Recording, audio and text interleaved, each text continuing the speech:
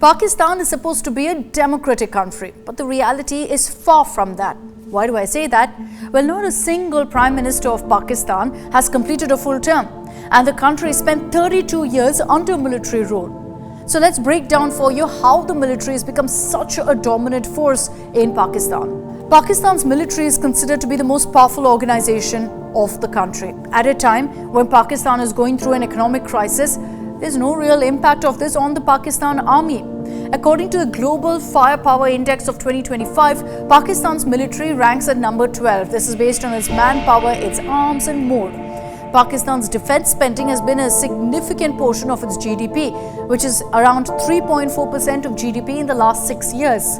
In 2024, Pakistan's military expenditure was $10.2 billion. This is based on the Stockholm International Peace Research Institute. This estimated defense spending in Pakistan is comparatively higher among developing countries. The current Pakistan Army Chief is Asim Munir, who previously served as the DG of the ISI as well. So let's dive into a few reasons on how the Pakistani military has created a massive influence over the country. First, by military coups and direct rule. It's been 77 years since Pakistan was formed, but military takeovers and their direct rule has had a drastic impact on its political landscape. From 1958 to 1971, under General Ayub Khan, Pakistan witnessed its first military coup. It introduced centralized governance, economic planning, and curtailed political freedom.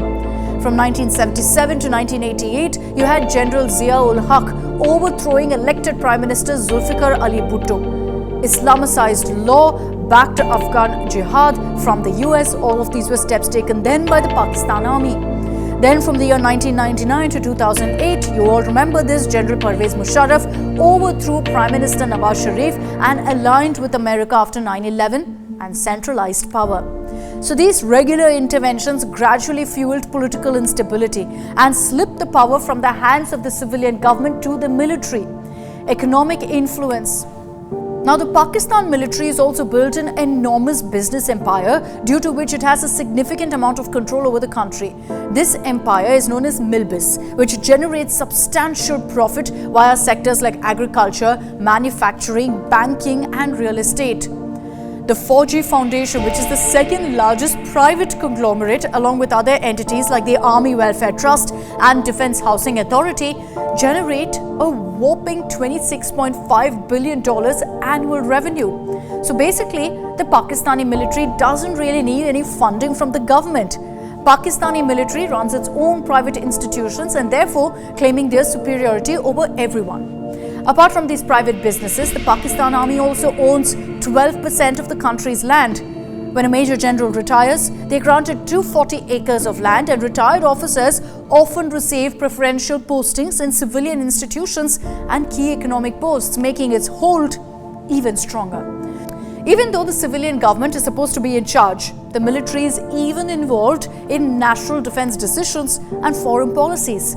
The military is an active participant in promoting economic diplomacy and shift to geoeconomics from geopolitics.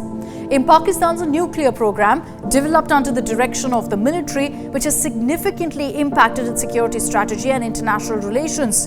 In domestic policies, including those related to counter-terror and law enforcement too, there's a Pakistani army hand. Now, the military's economic power and suppression of civilian governments over the years helps the military build pressure over both judiciary and bureaucracy. The financial power that it holds gives it a significant voice in decision-making. The bureaucracy has traditionally depended on its military for its authority, which has resulted in essentially a give and take, a mutual relationship, where the bureaucracy gains political backing from the military, while the military counts on the bureaucracy to implement its policies. So the military power has led to powerless politicians, and so endless political instability. That is, Pakistan struggles. And so Pakistan struggles to get investments, crippled by its own army. It's largely military-funded companies that fulfill people's demands, making their conglomerate even bigger. This in turn makes the military the economic backbone of the country. And that brings us to a point that Pakistan as a nation sees the army being stronger than its elected leaders. This dominance has given power to the military to choose such leaders who effectively can be their puppets. and those leaders who disobey the military are thrown out of power. This is why we've seen that not a single Prime Minister of Pakistan has actually completed a full term in 75 years of independence. Therefore, actually referring to Pakistan as a democratic country is in theory. In practicality, it's the military that's above all. If you like the video, do like, comment, share and subscribe.